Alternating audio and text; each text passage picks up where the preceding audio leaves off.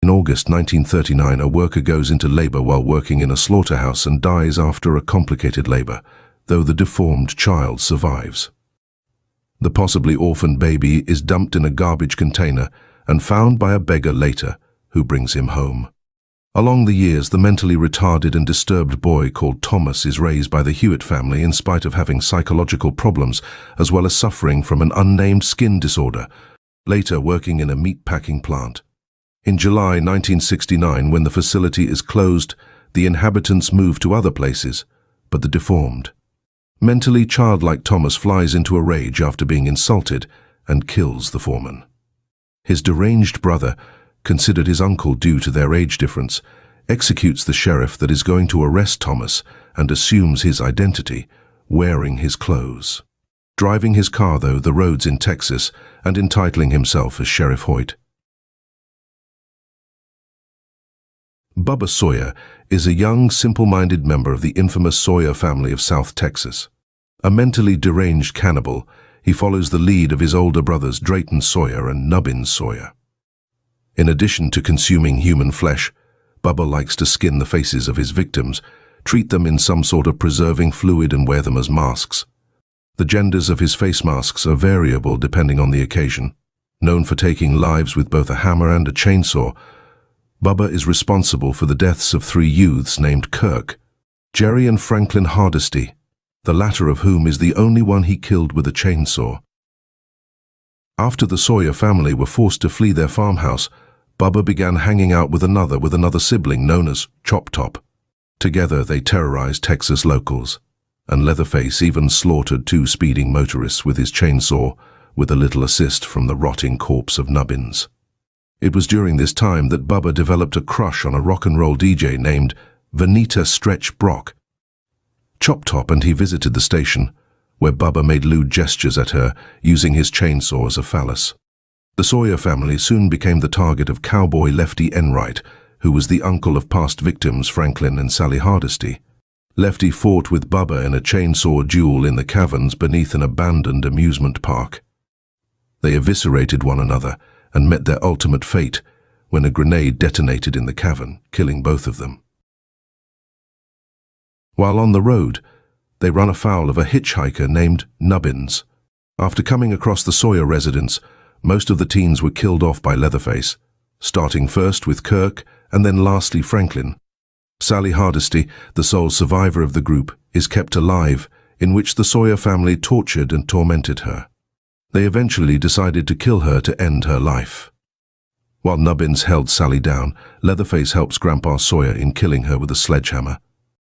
However, due to his immense age and failing strength, Grandpa Sawyer kept on dropping the hammer, forcing Leatherface to pick it up for him multiple times.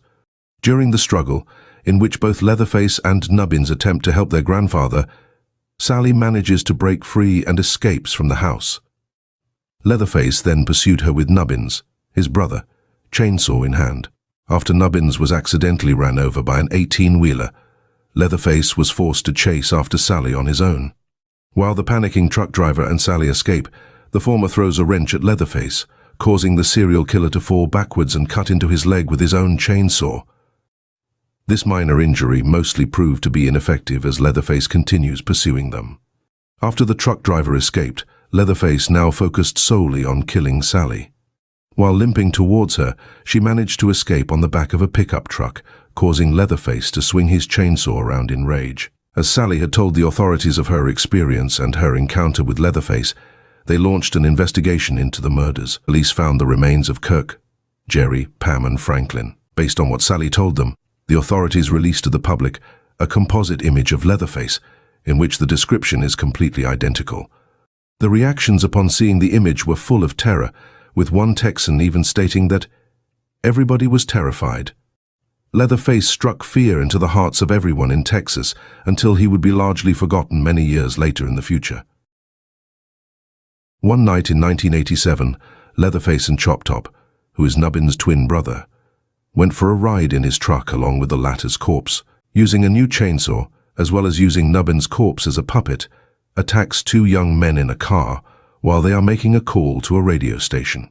This resulted in a car crash, in which both of the men inside are killed, and the Sawyer brothers get away. Vanita, a radio DJ, hears everything and puts it on a tape. She later brings it to Sheriff Lefty, the uncle of Sally and Franklin Hardesty, who decides to try and look for the killers. Several nights after the first incident, Stretch is visited by Chop Top, who announces himself and Bubba to be big fans of her. When Stretch gives Chop Top a tour and they get to a dark room, Bubba runs out with his chainsaw and misses Stretch, accidentally hitting his brother in the head, which ruined his wig. After getting yelled at by his brother, Bubba goes after Stretch. She runs into a room and repels the former by spraying him with a fire extinguisher and then closing a sliding metal door, which Bubba is unable to saw through. Just when she thought she was safe, Bubba broke into the room through the wall and began sawing into a cooler full of ice and beer. However, upon seeing her face-to-face, Bubba forms a crush on Stretch.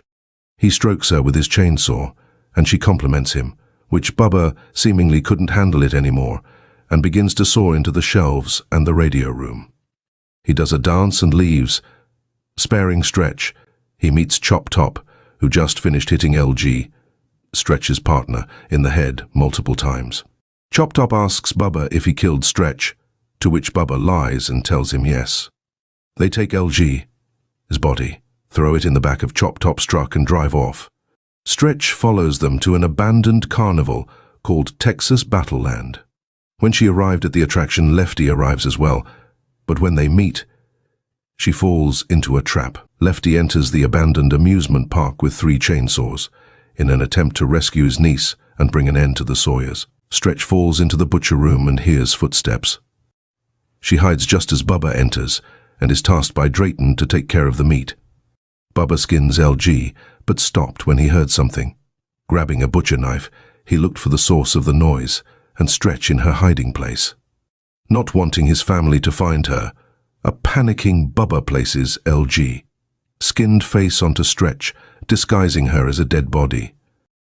He then proceeds to dance with her, but upon hearing the destruction of his home caused by Lefty, Bubba ties Stretch up and tells her to stay. After he left the room, LG, barely alive, gets up and helps Stretch escape, but dies soon after. Later, Bubba is with his family, with Chop Top dancing with Nubbin's corpse and Drayton expressing worry about a cook-off. When Stretch runs by them, Drayton tasks Bubba with finding who just ran by. He does so and chases after Stretch, eventually cornering her.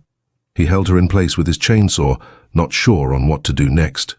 When his brothers arrived, a confused Chop Top tells Drayton that Stretch was supposed to be killed a while ago.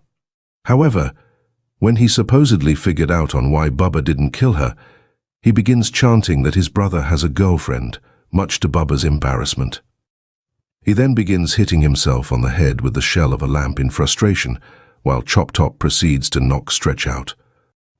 Taking her captive, they proceeded to bring her with them to the dining room. After Stretch wakes up and begins screaming, Bubba kisses her on the lips. His brothers fetched Grandpa Sawyer, and they have him whack Stretch with a sledgehammer, while Bubba held her down. However, Lefty arrives and saves his niece. Bubba then grabs his chainsaw and begins attacking the former, engaging in a duel. The sheriff then impales Bubba with his chainsaw, which went through his stomach, but Bubba continues fighting and is accidentally knocked down by Grandpa Sawyer when he attempted to throw his sledgehammer at Lefty. Drayton, deciding to commit suicide, detonates a grenade he grabbed from Nubbin's jacket, which blew up the entire cave, killing Drayton and the rest of his family, with the exception of Chop Top and Bubba. After the former's death at the hands of Stretch, Bubba is left as the sole survivor. Leatherface and his family do not eat their victims, however. Rather, they eat pizza.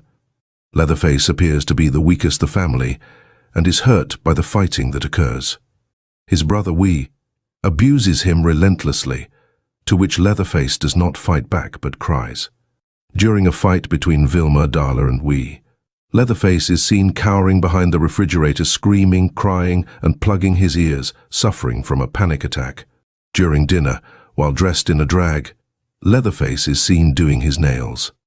At one point, Vilma mentions how his brother, Leatherface, is tired of his current female face and wants a new one. He implies that Jenny's face will be his new face, which Leatherface becomes excited over. When Jenny escapes again after using Vilma's remote controls to mess with his bionic leg, Leatherface, in his full drag, chases Jenny with the chainsaw. During the chase, one of Rothman's men, flying an airplane, kills Vilma with the propeller, which Leatherface witnesses and appears to be devastated over it. When Jenny escapes in Rothman's limo, Leatherface once again had a total meltdown. He began screaming a third time and emulates the infamous chainsaw dance seen in the original.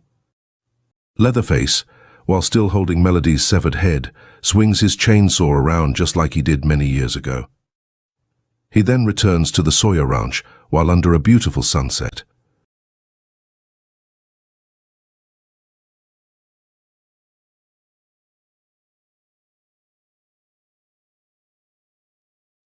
Whether killers perform their heinous acts by the compulsions of their diseased minds, or if they are forced into them by external pressures, has long been a matter of debate. But for one killer, nature and nurture are inextricably linked. Leatherface kills not from a desire to exert his will over others, to satisfy carnal urges, or even to quiet the voices in his head. He kills because he is scared. Scared that others will hurt him, scared that his family will be displeased with him, scared that their shared willingness to eat human flesh will be discovered. He does as he is told. His family loves him, and that is all that matters. Outsiders are a threat, and threats need to be dealt with, like those kids that came into the house, uninvited. Walked in like they owned the place. Looked around the house, trying to find out his family's secrets, no doubt. But Leatherface deals with them, and protects his family just as he's been taught. He is not just protector, he has many roles, and each role has its own face. He serves dinner, cares for the family, and dresses well when they eat. His grandpa and ma used to care for them all, but grandpa, he is old now, and ma has been still for a while. So Leatherface and his brothers had to take over. Family is everything to him. Family is security and safety. But, even though he did his best, one of the kids got away. He tried to stop her, chasing after her as fast as he could, but she had help, another outsider, driving a truck. The evil trucker killed his brother, ran him over like he was a possum. In a fury, Leatherface leapt at him, the saw ready to avenge his family, but the trucker was too quick. He knocked Leatherface aside and turned his own saw against him. As he watched the outsiders driving away, the rage, grief and pain combined with the worry about what would happen to his family now. They would surely return with the police, and the police would take his brothers, his grandpa. Without them, what would he do? Without their commands, he would wither and die. As his world collapsed, Leatherface spun in circles, swinging the saw all around, trying to fight off the myriad external threats that surrounded him. Then another feeling overtook him. It came from outside his vision, crawling over his skin with cold dread. He realized that no matter what outsiders could do to him, there was something worse, something bigger that lived in the shadows. He was filled with a terror unlike any he had ever felt before. But it was almost comforting, like the fear he'd felt with his family. The fear of disappointing them. He was brought to a place that was familiar but unknowable, and he instinctively knew what he had to do. He couldn't fail it, the way he had his family. Outsiders would come, but he would use his skills to overcome any threats. There would be screaming, but he could make the world quiet again, until the only sound remaining was the blessed howl of the saw. Let the outsiders come.